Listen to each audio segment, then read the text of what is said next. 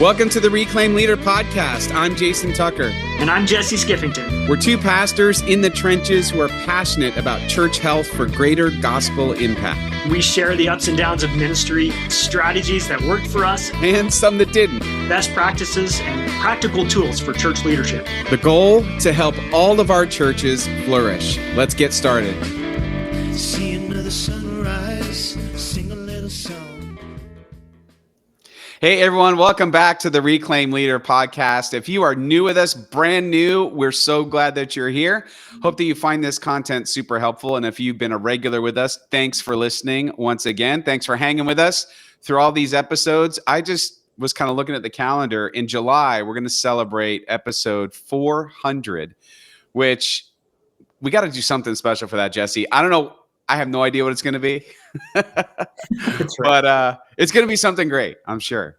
Well, it's funny because I don't think either of us would have guessed that when we just hit record all those years ago, just because we wanted to kind of track with these leadership conversations and navigating change and doing all those things, and that we would be still talking about it.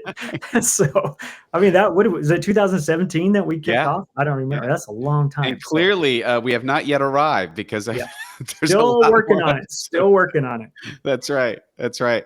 Well, man, it's good to get together and to talk about just how do we do this thing? How do we continue to move forward? I mean, in real time, our church, we're trying to figure out a lot of things. We're trying to prioritize things. Yep. And so much of it has to do with how well does your board, for us, it's our elder board or our session, how well does your board work through these things together, work through the issues, come to decision making? How do they see eye to eye when they don't see eye to eye? Like, how do you figure all of that out? And so back in March, we had an episode about kind of cultivating healthier elder boards, and our listeners spoke. I mean, they tuned into that one more than any other one that we had in a while. And so we're going to come back to this, which I think is one of the big problems that most of us face when it comes to our boards, and that is what I'm calling action deficit disorder. So the other ADD, the one that you don't talk about, but it is just as real. So I remember when I was a youth pastor in a church, there was a conversation. So I would go to session every once in a while, and all I can tell you is, and by the way, that's the luxury of the youth guy. Totally. You just go when you feel like you need to, but and just duck out of the way when controversy happens. But in this church, for 3 years, they had the same conversation about where to put the dumpster outside in the parking lot. I don't know if they ever arrived at a decision. That's right. I really don't. And it was just like, it was all this minutia of all sorts of, like, you had code, you had parking space available, you had, the visuals, you had whatever it was, the neighbors or whatever.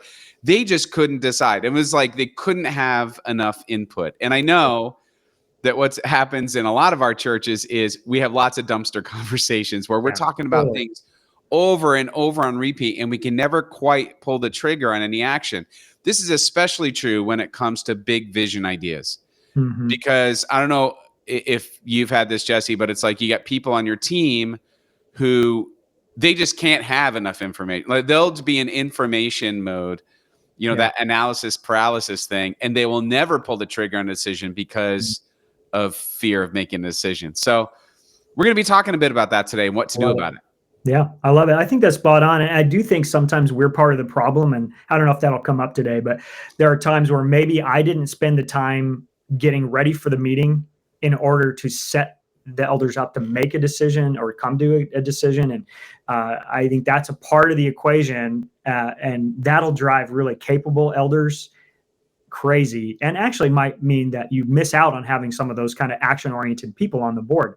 If the reputation is an action deficit disorder, you might not have action-oriented people that want to show up and be a part of that. So this is really important. We want healthy elders who can discern and then do, right? Lots of ideas, lots of follow through. We talk about those things, but And it's a spiritual issue.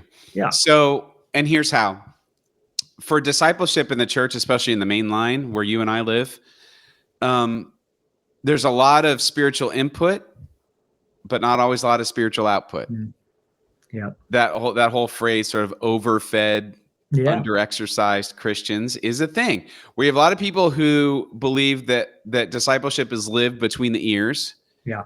And we just can't learn enough. And that's our journey. We're just going to learn. We're going to get to level 101, 201, 301, and so on. But what we don't realize, or what a lot of people don't realize, is it's in the action. And this finds its way to leadership pretty easily as a spiritual issue. People are like, well, good stewardship means we don't spend anything unless we have to.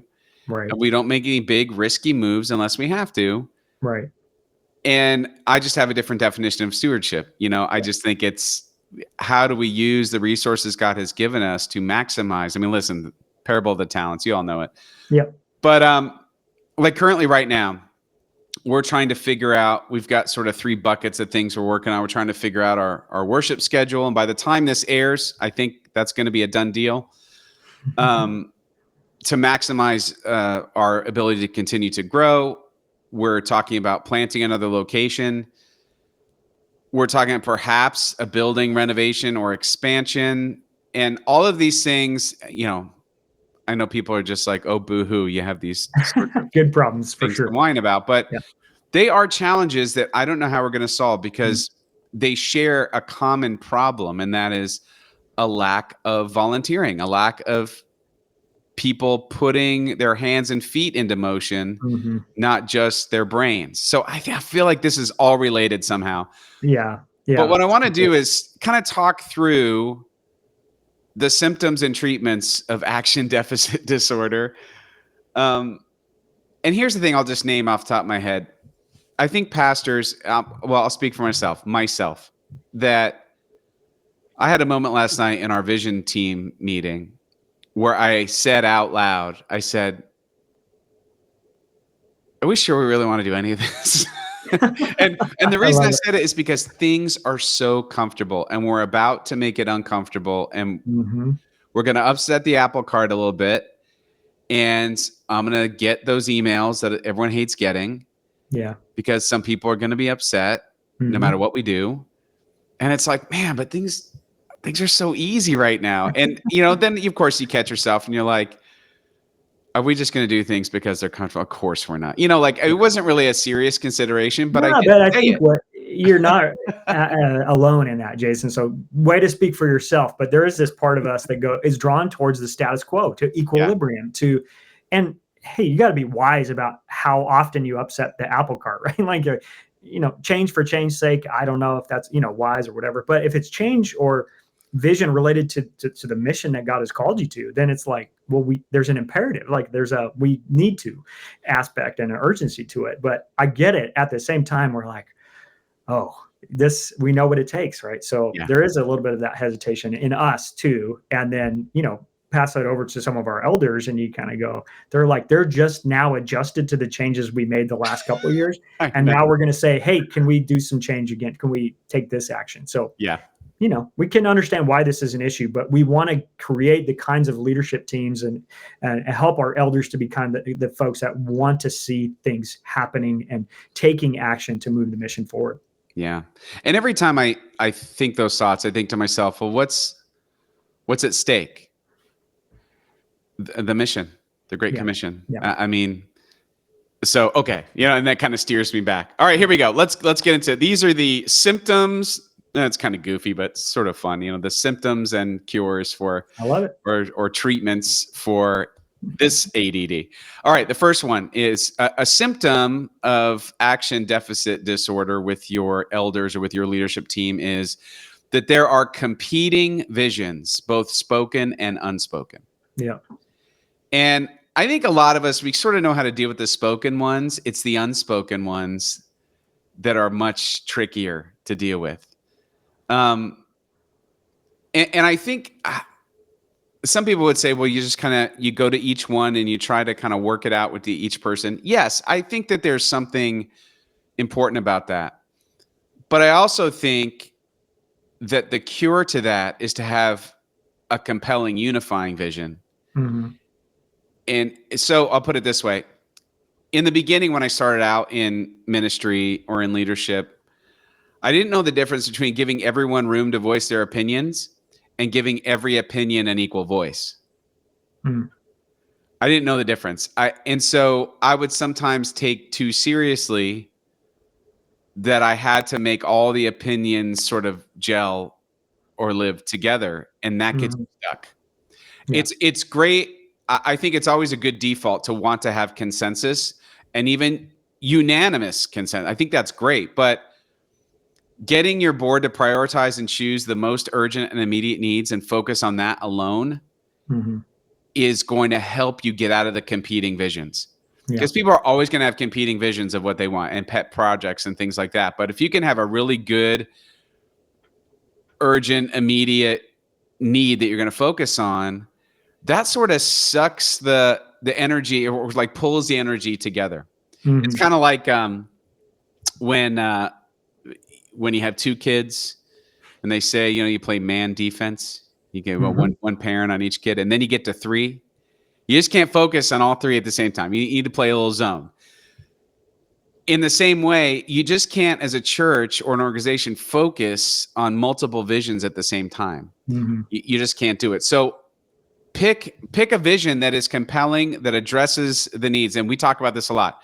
What is the most urgent? What's the most kind of on fire thing? Get agreement around that thing, and then that leads to alignment on what we're going to do about the thing. Mhm. And I think if you have a strong enough vision, a lot of those other spoken and unspoken spoken visions, they don't have room to breathe, if that Yeah. makes sense. Yep. No, I think that's spot on. And so getting some clarity, I would call that finding what's the well-defined problem. Like let's Yeah. get clear on what we're aiming at together right now. It doesn't mean we won't get back to this other thing or to your idea or whatever your particular, thing is. And one of the things I really try to coach with our elders is I don't want you coming onto session with an axe to grind Yeah. about XYZ thing. You might have ideas and suggestions and things that's fine. But if you have your thing that you're coming on to session to achieve or something, I'm not sure that's the spirit that's going to lead to a healthy direction, because it's a competing vision. It's going to take precedence over the things that we've collectively decided needs to be the priority. So yeah, I think getting clear on where are we going right now? What's the thing we're trying to do right now? And that'll, I think, push some of those other things to the side. Yeah. All right. The second symptom is, it has to do with those who don't have enough information, but we'll just call it having information overload. Hmm. And I mean, listen, you're going to need to crunch the numbers and the details, but here's what I found that works. Don't plan in the weeds, plan in the clearing, and then address the weeds. Yep. Because what happens is, let's say you're like, okay, we want to do this big project. Let's say we want to renovate our sanctuary. We want to, whatever it is, our fellowship hall. Yeah. And immediately we get into sort of like what the specs are for each camera and the cost. Right. Yeah. and all of that. And then we get so tied up in those things Mm-hmm.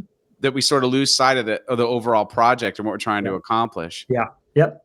Spot on. So, because there's always people that aren't going to have enough information no matter what you do. So you're going to have to crunch the numbers and the details for sure, but do it after you've sort of worked on the big picture and got really good and clear on that. It's like the parable of the weeds and the wheat. It's like you just let the wheat grow, let the weeds grow. They'll get dealt with later.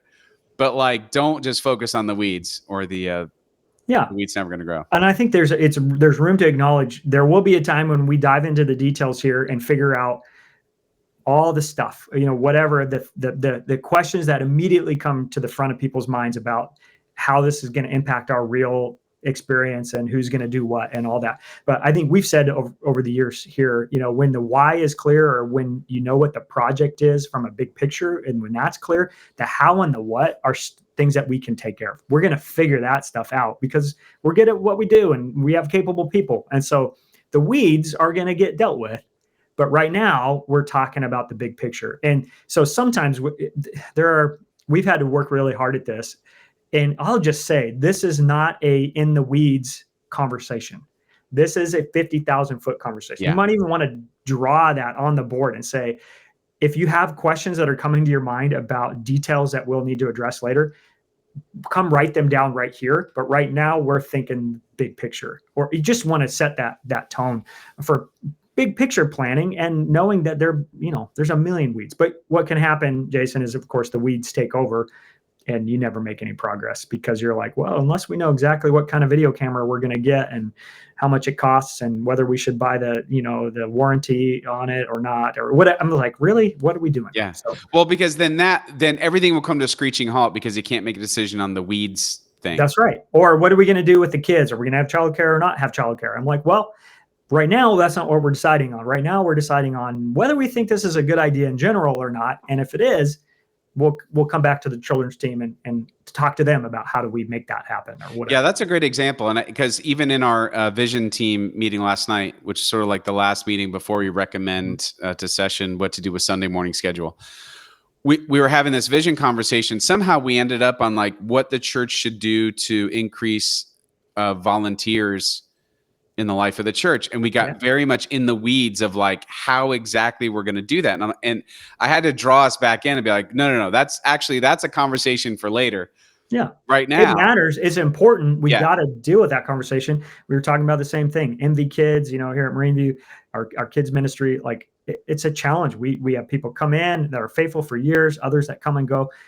And it's an ongoing challenge. But if we let that challenge interrupt any dreaming or planning about other things we might do, we'll never do anything. So you just got to manage that carefully. Yeah. Don't operate on information overload. And when you feel that happening, maybe it's because you're a little too in the weeds. Okay. Yeah. The next, number 3 is a symptom is you don't have a clear decision process. Or it's sort of like a different process for each big thing in the life of the church. And the problem with that is, and some people, that's just kind of how you lead. And some of you leaders are really good at it. Some of you are really good at just following your gut and sort of knowing how to handle a problem. You have that sense about you. And I don't want to discredit that or say it's wrong. But what I'm saying on the other end, from what I hear from people, is they like a predictable way that we make decisions on big things like this, because then it feels like everything's going to have its due process in a repeatable way that makes me feel good about us being thorough in the process, if that makes sense. Yeah, totally does. Yeah, I think, so anytime we're doing building stuff, one of our policies is you get 3 bids for whatever the thing is, right? Or if we're talking about a change that's going to impact youth or children's ministry, we check in with those teams before we make a final call. There's some things, just discipline or kind of policy things. Some of them are not articulated, like written down, but they're practical policies that we have to make sure that we're going. And one that I think you guys use and that we tend to use around bigger decision stuff is a team or a task force that sort of works together, generates a couple of options. Sometimes it's a one recommendation or one option, but sometimes it's a couple. And then we bring that to our session so that they don't have to do all the sounding out of that stuff. They actually have something to kind of look at, and it's a recommendation or a suggestion that is made that then they can make a decision about, instead of having to do all the work of generating that idea in the session meeting, which is not what we want to do, at least not how we approach it. Yeah. So again, same way, we have like, it's about establishing a consistent timestamp process for making big decisions, and then put it to a vote. Again, unanimous votes are great, but they're not always possible. And it's certainly not a deal breaker if not everybody agrees, just so long as we agree that we're going to toe the line when the decision is made. That's right. And that's something you say out loud every time. Every time. Sometimes I think it's really important, especially if you're sensing a vote that's going to be split in some way, even if it's one dissension. You got to say, when we get up from this table, we own this decision together. Yep. I know that's true for all of us, and we're all on board. So however this vote goes, whatever we decide, this is our team decision, and we're not going to gripe behind each other's back and that kind of thing. We're a team. And then sometimes I'll even go a step further and give a couple of talking points.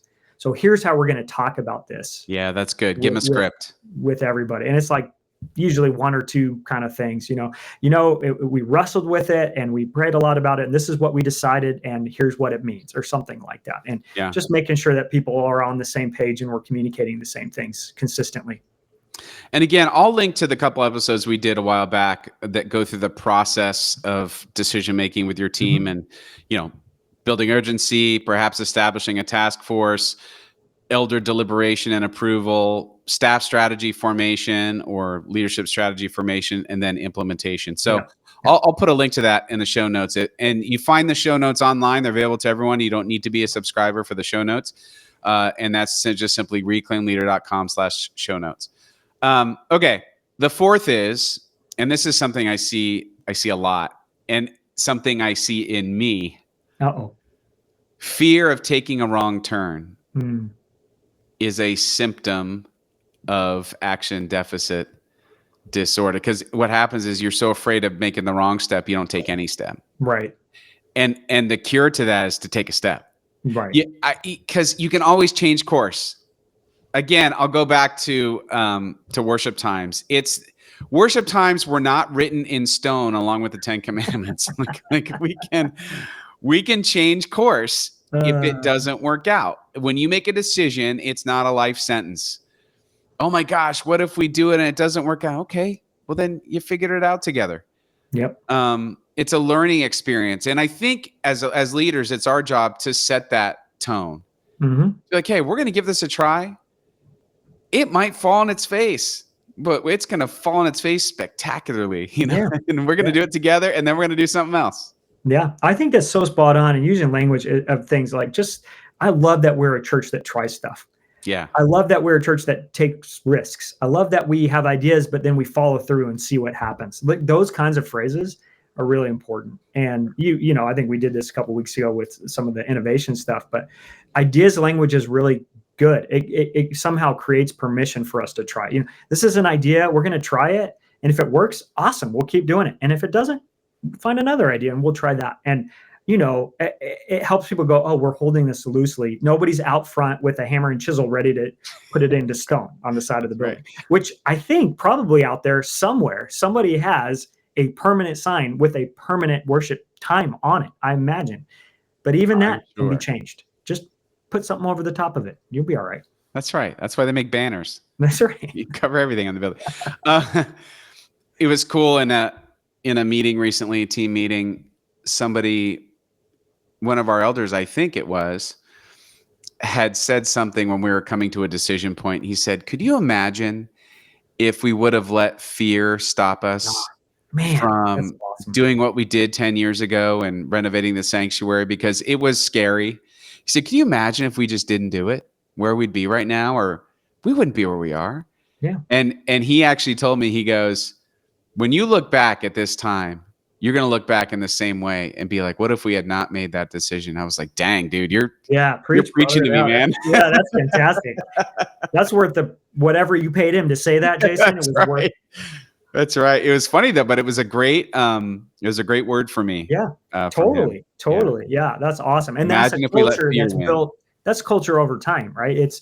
We try things and we see what happens. And now we have a track record of some successes and failures, probably more failures than successes in some cases, but there's one big thing that we did that worked, and look at the fruit and look what's coming. So having that now to fall back on is pretty awesome. So maybe you're on the front end of that and you're like, it feels risky. It's scary. Well, 5 years from now, what will you wish you had done? Yeah. And sometimes that can be helpful to get the ball rolling on a decision. Just go, what do we want to be true 3 years from now about what we did right now? Yeah. And that can free things up. Yeah. All right. Lastly, and listen, there's way more than these, but these are the few for a podcast episode. Okay. Another symptom is just simply a scarcity mentality. Yeah. And this shows up everywhere, and especially in churches. And I don't think anybody's immune. And I always come back to, I say this sort of thing a lot, that if God is behind this, God's going to provide for this. Mm-hmm. Yes, we have to do our part. We have to do what we can do, but God's going to do the rest. Yeah. Yeah. We're not going to be foolish. Yeah. We're not going to be silly and ridiculous, but if we never step out in faith, what are we doing? Right. So it's like, I think that's so spot on. The scarcity mindset, it's easy.